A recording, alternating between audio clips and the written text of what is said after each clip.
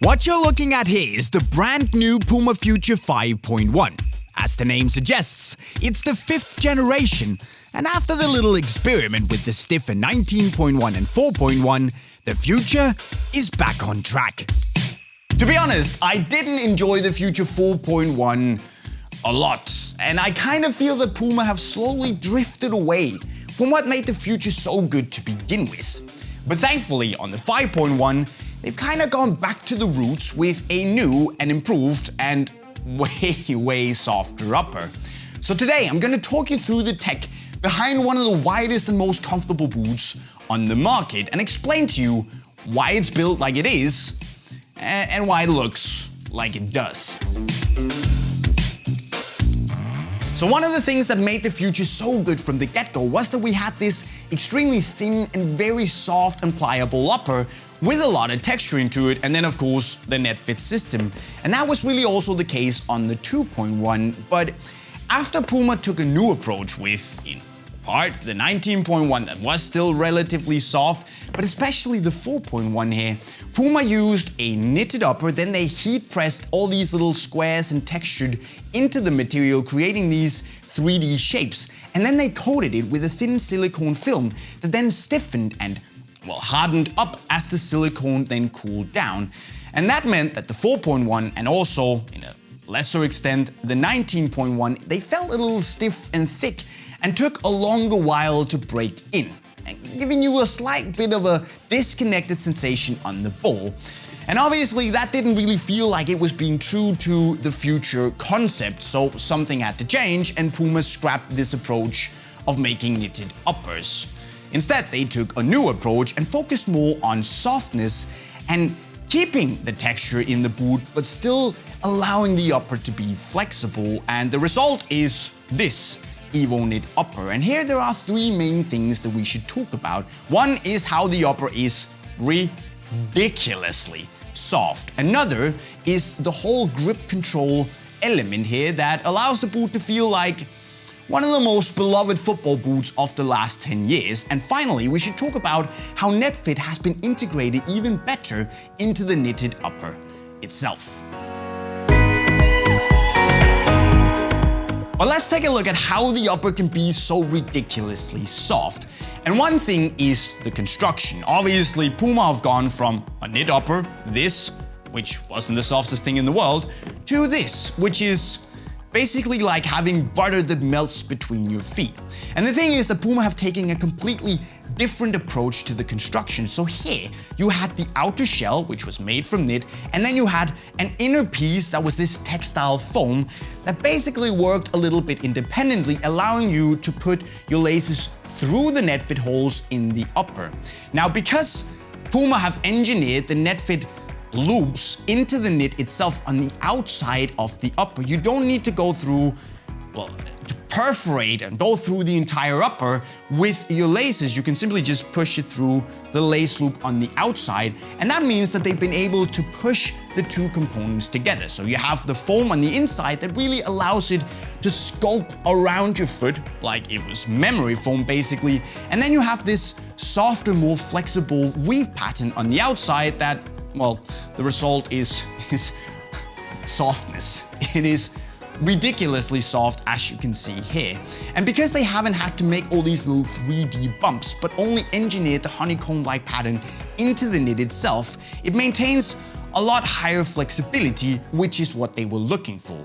Now, as you can see, the upper here has also been left uncoated around the NETFIT, and that is basically to allow the little NETFIT loops to be as naturally free and flexible and use the natural elasticity in the knit to move as freely with your foot as possible. If they coated it with knit, it would be a bit more rigid and stiff and not allow the loops to move as freely as PUMA wanted. But because knit isn't always the most durable material in the world, PUMA have then coated it with a very thin silicone film that allows the upper to maintain its flexibility, but also to give it a bit of durability and this slightly wax-like grippy sensation that, combined with the honeycomb-like pattern, is supposed to give you a really grippy and elegant balanced touch. For reference, it feels a little bit like this sticky, bumpy sensation you got in the Hypervenom Phantom one, combined with this really elegant, padded and textured sensation you got from the Magista Obra ones. So a nice package, all in all.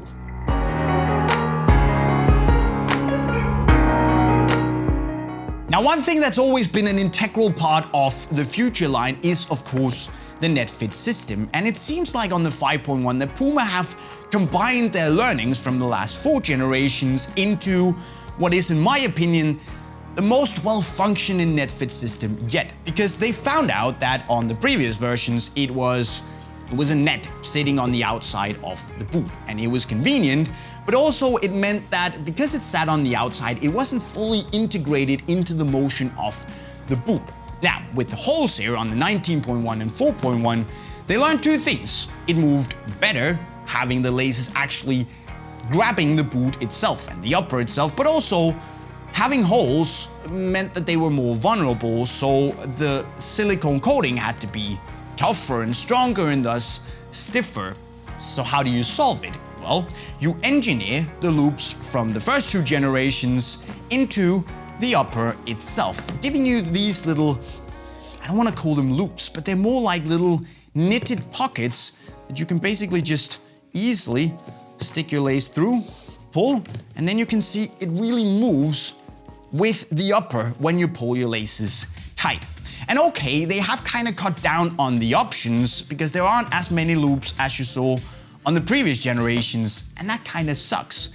But still, there are still enough options in the right places, giving you the ability to go deep or go high or go even far back to the heel to give you the lockdown or the freedom that your perfect setup requires. And personally, it hasn't hindered me in making the setup that I want. There will also be some sharp viewers noticing, hey, Jay, hasn't the evoKNIT color been heightened a little bit on the inside? And yes, it has indeed. As you can see here, it's been made a little higher, especially in the middle around where it covers the ankle bone. To be honest, I'm actually not really sure why PUMA have done it, but I can imagine it's to make the boot flow even more seamlessly into not only the ankle, but simply the lower leg, giving your mind this idea that the boot is becoming more and more one with your leg in general. And for people who don't like high-cut socks, that might not be the best thing you can hear in the world, but because PUMA have really maintained this softness on the upper, you once again really don't feel the transition from body to sock and from sock to lower leg. And in reality, there isn't much in the way on the 5.1 at all. It's seriously soft, it's seriously comfortable, and also it is seriously wide. If you have a bolt of a foot, this is gonna be right up your street.